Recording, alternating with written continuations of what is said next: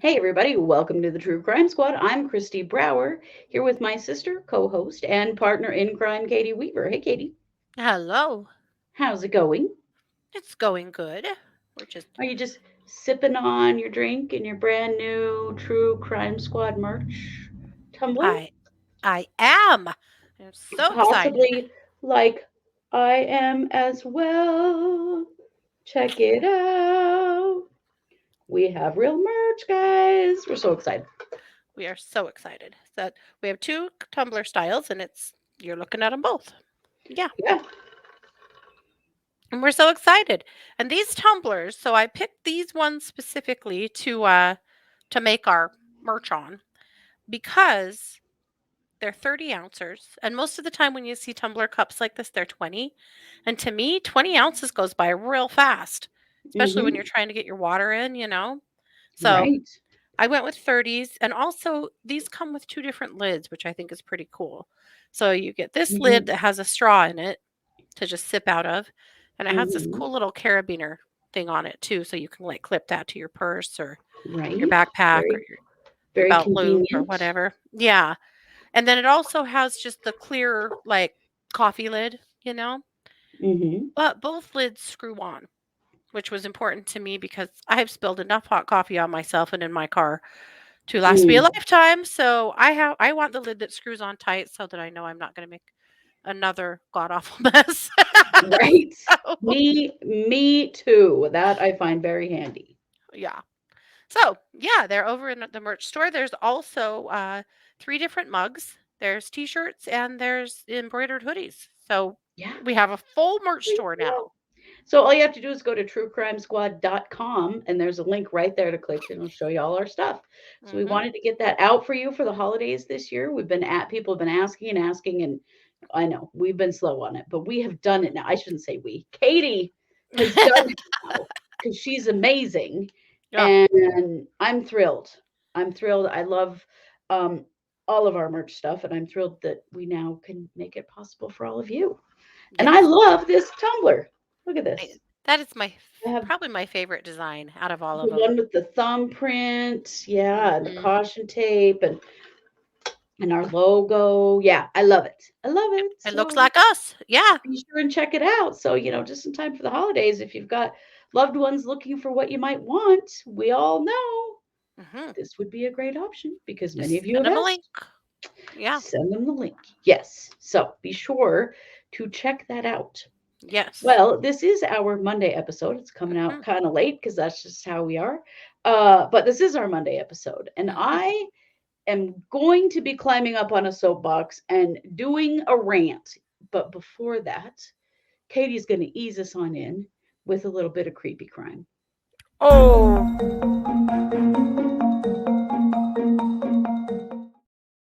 this might be more of a sledgehammer to the side of the head than Oh, easing in, oh but no.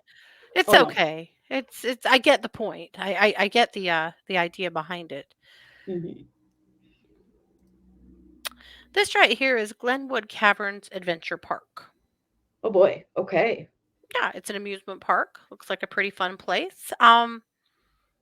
It also reminds me of that kind of place that you might see in a horror film after dark, Yes. Yeah.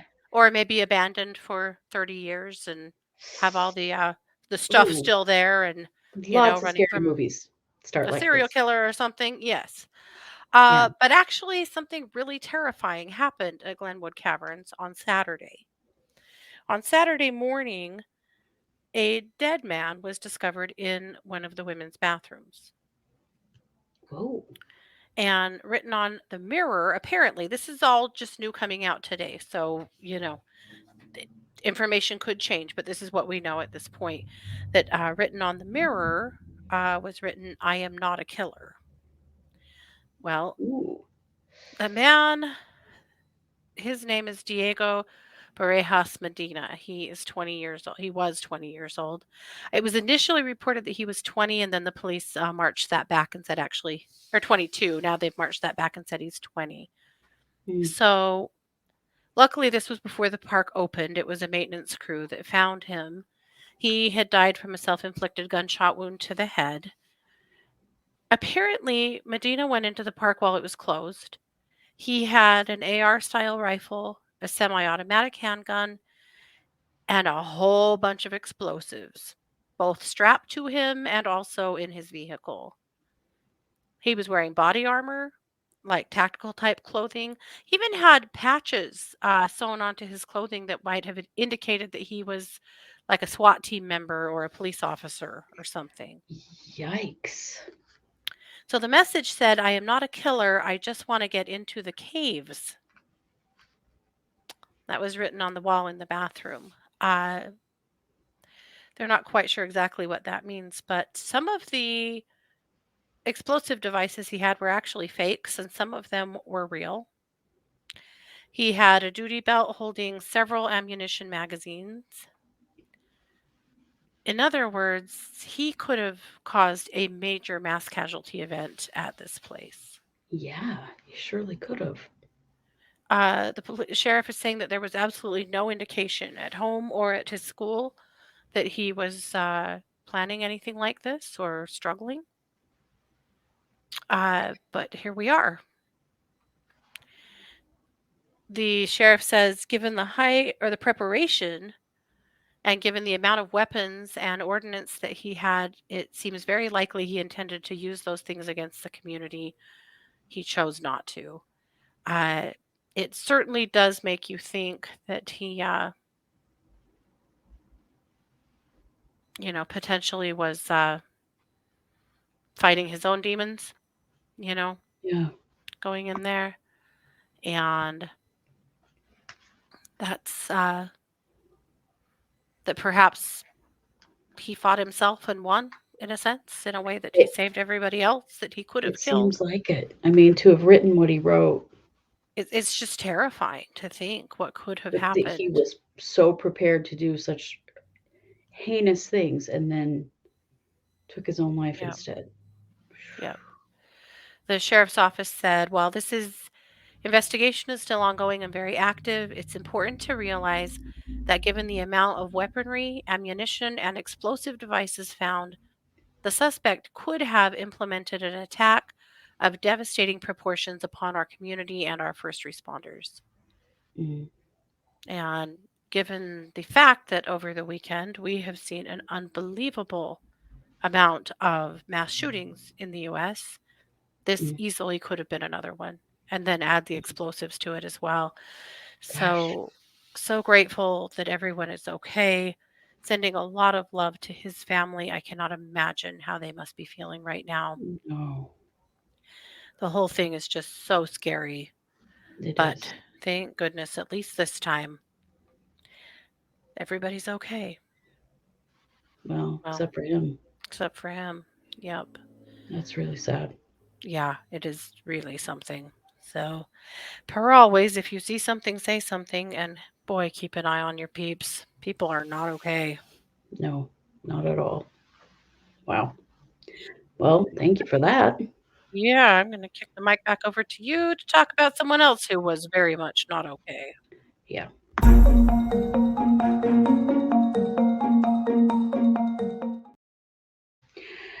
Well, guys, we need to talk about Robert Card. So last Wednesday night, while we were on case updates, we were getting reports out of Maine that there was a mass shooting occurring while we were on air. And we Mhm. shared some pictures of the suspect. This is him, Robert Card. These were some surveillance video stills that were taken of him at the time. What we know now is that Robert Card shot and killed 18 people and injured 13 more. And the estimates, and there was so much misinformation going around Mhm. during the time, but now things that we can kind of pull back Yeah. and know that this is actually what happened. This happened in Lewiston, Maine, at a couple of different locations at a restaurant and a bowling alley. Um, there was a manhunt looking for him. Local and state police, hundreds of local and state police, and 80 FBI agents looked for him for 2 days. Mhm. When they did finally find him, well, I guess 3 days, on Saturday last week, they found his body in the overflow parking lot at a place where they had actually looked for him, at the Maine Recycling Corporation. He was in the back of a tractor trailer and he had taken his own life. That business had actually been searched a couple of times because it's believed that he actually had worked there at Mhm. some point, but they hadn't searched the overflow lot, and that's where his body was found. We know that Robert Card was 40 years old. He was from Bowdoin, Maine, Bowdoin, I'm not sure, which is near Lewiston, Maine, where the shootings occurred. He was 5'11" and he weighed 230 pounds. He was a military reservist, an Army reservist, with a history of mental health issues. Now, everything that's happened is horrific. The people have lost their lives, the injuries, his loss. It turns out that he had left a note for his son that is believed to have been a suicide note, that this was the plan all along, was that he would end his own life while doing this. Mhm. But let me tell you about some things that led up to this that show us how far we have to go yet in getting on top of this whole mass shooter problem in the United States. So he was an Army reservist, Robert Card was. And in July, he was at a training for the Army Reserve. And, they're being real tight lipped about this now. And they're saying that he was behaving erratically and that it was determined by the Army that he should not have a weapon. He shouldn't handle ammunition or participate in any live fire activity. Yeah. Um, what happened is that the New York State Police actually, in July, transported him from his base to a military hospital for a psychological evaluation. Now, let me explain what that means from a mental health standpoint. That means that whatever his behavior was at the time gave them reason to believe that he was a risk of harming himself or other people. They called the police, and the police took custody of him, which the police have the power to do if Mhm. someone is believed to be a risk of harm to themselves or others. Now, we know, hindsight being 2020, that Robert Card has been making threats to kill people and shoot up his military base for several months. Mhm. And they had determined he should not be having a gun. Yeah. And the police came and they took custody of him and they took him to a hospital for an evaluation.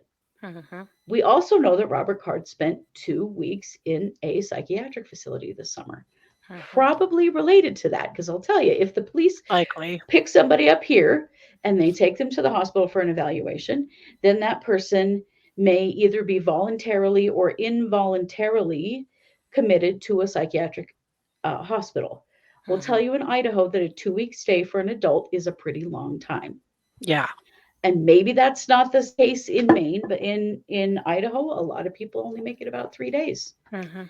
Unless they really have major concerns that this person is not safe to be out on the street, they keep them longer and Mhm. work toward more of a treatment plan, more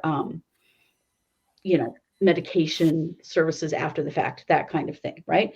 So this all happened back in July. Well, even before that, in May, some of his family reported to the police that they were concerned about his safety. And there was a check done on him at that time.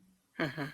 So this has been going on for months now, Yeah. where the police in his community knew that he was a risk, knew because they did report to the police. The Army reported to the police, Mhm. um, that, hey, we're concerned about this guy. I don't know if they gave them nearly enough information. Yeah. We all know what HIPAA is, right? It's our Health Information Mhm. Protection and Privacy Act stuff, right? Let me tell you where HIPAA does not apply. HIPAA doesn't apply if it is believed that a person is a risk to harm themselves or others. Those things always have to be reported. That information should always be shared. But Yeah. people get mixed up around HIPAA and they say, well, this is sort of medical stuff, so I don't know if we should say. But it Yeah. was reported to the police at some point, maybe not until September, even though this incident happened in July, that, hey, we're concerned about this guy and we don't think he should have any guns. Yeah. Well, Maine has a yellow flag law. And that yellow flag law says, well, if there are concerns about a person's safety and any threats made, that then their weapons should be removed from their possession. Mhm. Robert Card definitely qualified for the yellow flag law, but it has to be ordered by a judge, and no one bothered to go before a judge and get the order to take his guns. Yeah. So we have a lot of information, and we have a lot of not enough information being shared between departments at all. Yeah. So we know that the county police had been contacted in May by his family concerned over his mental health and access to weapons, way before the thing in July happened in May. Yeah. Um, that apparently that a deputy had called the Army Reserves and said, hey, we have some concerns about this guy. And they said, okay, we'll make sure he gets medical attention. We don't know that that Jesus. happened Yeah. until July. Mhm. Um, so then in September, the police are told that, hey, we're worried about this guy. We think you should go check on him. So they go to his house twice and they don't find him there. So they say that they put out an alert throughout the state to keep an eye out for him because there's some Mhm. concerns about him. And then it turns out he's made threats against his military base and other soldiers, as in, I'm going to shoot this place up and I'm going to kill these people. Mhm. Um, so a sheriff's deputy also contacted Robert Card's unit commander at the Army and his brother, Robert Card's brother. And the commander said that they were trying to get treatment for him, trying, and that his brother said he would try to secure any firearms. Hmm. Again, these Try. things take court orders to Yeah. make them happen for adults. Nobody took that extra step. And actually, the alert that went out to law enforcement agencies to locate him because they were concerned about him was actually canceled on October 18th, which was 1 week before the mass shooting occurred. My Now, God. everyone's circling the wagons and covering their own asses and saying they've all done everything that they possibly could, except that we all know that that is not the case. Mhm. It was well known that Robert Card was a risk, that he had guns, that he had weapons experience. Guess what? His guns that he had at the time he committed these shootings were owned legally, Yeah. All of them. and they could have been removed from him legally as well. Except no one gave a damn enough to actually go before a judge and say, look, we've got some threats and some real worries about this guy. We need to get a hold of him and get a hold of his guns. I don't understand why, after the nearly 600 mass shootings we've had in this country just in 2023, okay, that's like two a day, Mhm. that we still don't have law enforcement taking these kinds of threats seriously. Yeah. They knew, the Army knew, the local police knew. They all knew this guy was threatening to do terrible things. Now, did he Yep. shoot up his base? No, he didn't. But did he shoot Oh, up somewhere else? Yeah, he yeah. sure Finish did. up He his killed base. 18 people. Yeah. He went ahead and shot And up everyone else. right, and injured 13 more. It's horrifying to me. What is it going to take this stuff seriously? To Yeah. even take action within the laws that we have, to enact the yellow flag law against this guy, to protect him and the rest of the world from him. You guys, they knew. Yep. They knew since May that this guy was a risk. His family was worried about his safety and worried about his possession of firearms. Yeah. So why? Why? Were they worried about pissing him off? They were worried about infringing on his rights? What was it? Or Right, nobody just had enough initiative to be the person who took the extra step and made sure that he right, didn't have access to weapons. I mean, right, what was it going to take? right. What We I went don't to his house a couple understand. times. We couldn't find him. Yeah. Then you keep fucking looking. Yeah. Oh, I don't understand. I do not understand how these kinds of threats are being made by someone who is absolutely capable of carrying them out. Mhm. And nobody went the extra mile to make sure that it didn't happen. And they could have. Yep. They could have. And that everybody will say, oh, well, we'll learn from this. But will we? Will we learn from this? How many Robert cards are we going to have Mhm. before we learn from this? How many Robert cards are going to slip through the cracks and commit horrible mass casualty events, even though everything that was happening with him for months leading up to this was a foreshadowing that this exact thing was going to happen? Law Mhm. enforcement knew, the military knew, the state police knew, Yep. the county police, the state police, the military, they all knew. Mhm. The information was right there. Now, Robert Card did what he did because he chose to do what he did. Yeah. But can we do better? Can our law enforcement system do better than this? Fuck yes. We We can absolutely do have to. way, We have to do way better. better. Yeah. And expecting the brother of this man to try to get a hold of his weapons is insanity. You cannot expect a family member to do that No. and do that with a person who is having a psychological emergency and Yeah. who is obviously a danger. What No. the hell was his brother supposed to do, you He would guys? have just been shot. There's Right. no what, just march in his house and be like, "Yeah, so you're bonkers and I'm taking your guns." Yeah. No, that No. would have never They worked. needed a court order. They needed the police. They needed to go into that house without needing him to be there. Yeah. They also needed a real APB out on this dude in which they actually found him Yep. and took his guns before it got to this point. The opportunities were there over and over and over again and were missed. And there is just no excuse for it anymore. There No. isn't. At this level of mass shootings that we are having, to not take something like this gravely seriously Mhm. and consider that you are protecting the public from a mass casualty event by Mhm. following through on someone who is very clearly a risk, and it is well known he is a risk, that the military said we're not going to give him any weapons to use while he's here because he's Yeah. not safe. Mhm. If that isn't enough to get law enforcement to act, then what the hell is? Phew, it's hard to know. It is really hard to know. I have been fuming about this for days.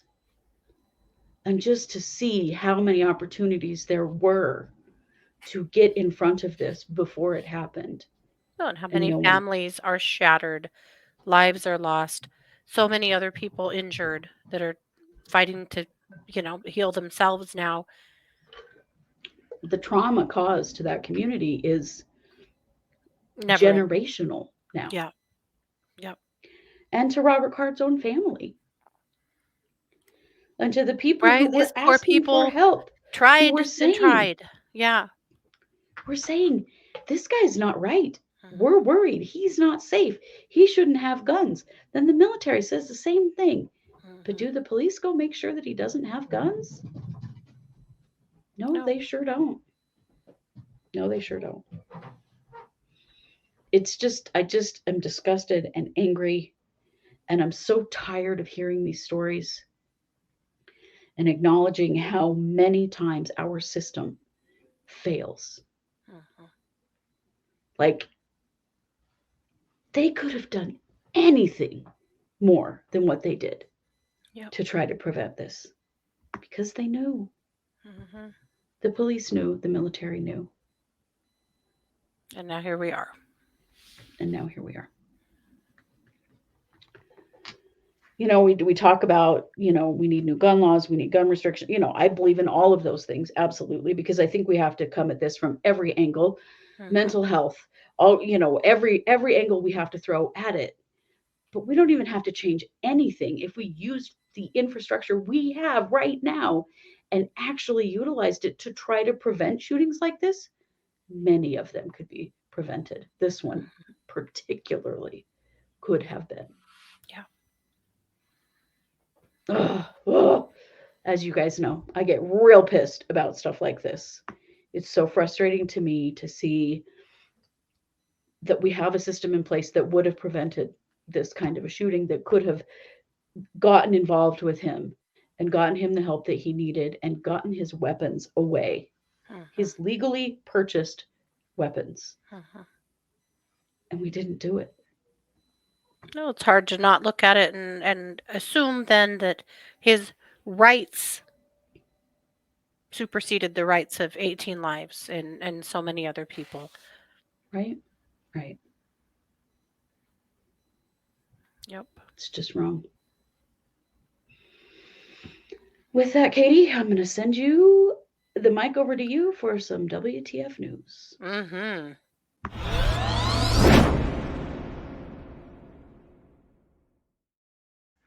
Have I got a story for you? Oh boy. Hmm. This is Hope. Hope is cute. Hope is precious. Mm-hmm. Hope went missing Oh. a while ago. Uh, Hope got out, and Hope's family was absolutely frantic, of course. A little 5-pound doggy, obviously, you are going to be really scared if they get out and get loose. Yeah. Just a little Yorkie. Yeah, yeah. And so Hope's family had posted on Facebook that Hope was missing, and this happened in New York, and that post got shared around a lot. This was on initially went missing on the 19th of May in Corning, New York. Okay. Hope is 9 years old. She's a Yorkie mix, obviously, but weighs about 7 pounds. She wasn't microchipped, didn't have a collar on because she had been having a bath before she went missing, and her family was frantic. And the post got shared a lot, like 1,000 times. And people started commenting. And particularly, a girl commented, said, "Me and my friends found Hope." And they got taken through a real rigmarole with animal control because of the county they tried to turn her into versus the county that she was actually found in, and just a bunch of nonsense. But Mm-hmm. eventually, they were able to drop her off at a shelter, and she was picked up by, oh, that's the wrong article. Hold on. She was picked up by an animal control officer named Scott Casterline, Okay. who was a contracted employee of the police department. And Scott contacted the family because basically, the people who found the dog were like, "Hey, this is where we took her." And those people were like, "Yeah, we don't have her. Scott Casterline came and got her. This is where she should be." They finally make contact with Scott Casterline, and he tells them that Hope died. Oh. And they are confused because Hope was healthy. And the people Mm-hmm. who rescued Hope said, "No, Hope was fine." What do you mean Hope died? Yeah. And it just didn't sit right with this family. Like, something just didn't seem right. He seemed sketchy. And the story that they received just seemed sketchy. And so they went above Scott Casterline's head and spoke to the police and asked them to just take a look into this. There was no body, there was no explanation. Scott Casterline pretty much just quit speaking to them, and things just were wrong. So the Steuben County Sheriff's Office started doing an investigation. And what they learned is that Hope didn't die. Hope was sold. Ah, no. Yeah, Oh my God. Hope was actually sold. And I mean, obviously, this family is terrified and panicked and can't even believe what's happening here. But Right. miraculously, they actually got Hope back. Oh my God. That's amazing. I figured by Mhm. this point that was not going to happen. They just announced on the 26th, it's been 5 months, that they Oh, were able to locate the people who bought Hope and get Hope back. So Hope is home. oh my God. And Scott Casterline is facing charges. Oh my God. But can you even with that? So he took the dog, said she died, and then sold her? Hmm. I mean, is she like a purebred Yorkie? No, she's a Or, I Yorkie mean, mix, but dogs these days are the prices yeah, of dogs has come up a lot, a lot. it We don't has. know how much he sold her for, but I would imagine he sold her for a few $100, What a trash human being. right? To just let her God. family think that she died. They were so devastated. Yeah.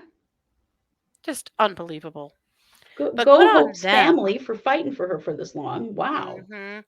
They smelled a rat. They knew something was wrong, and they fought for little Hopi, and they got her home. So I hope she's enjoying lots and lots of mama snuggles and snacks and treats. Yeah. I'm assuming that the people who bought her probably also had their hearts broken. Probably. I mean, how were they to know they were buying a stolen dog? Sure, they didn't, and really did the right thing in returning her to her family Yeah. or allowing that process to happen. That's just horrifying. Hmm. So yeah, Scott, have the day you deserve. I hope that this all Right? really, really sucks for you. Ugh. Well, that's an episode for you. Yeah. Just rip your So heart out several times. sorry about it. Yeah. My God. Well, as always, see something, say something. And you know what? If you live in Maine, if you live near where that shooting happened with Robert Card, you hold your law enforcement officers to account. You hold Mhm. that sheriff to account. Why didn't they enact the yellow flag law? Why didn't they work harder at looking for him and getting hold of his guns? Mhm. Find out, because Yep. we cannot look the other way on these kinds of things anymore. No. It is literally the lives of people in your own community when that happens. Mhm. It just can't happen anymore. No. This is one reason why sheriffs are elected. Don't forget that at election Yeah. time. For sure. Well, you know it. We are the True Crime Squad. We have our new merch out, truecrimesquad.com. Go check it Mhm. out. We're so excited about it. We'll be Yes. back with lots more great content this week. So hang in there with us. It is almost November. Holy crap. But we'll be here. Don't you worry. We love you. We appreciate you. And you are our squad. Don't forget it. We are the True Crime Squad. Thanks for being here. Take care.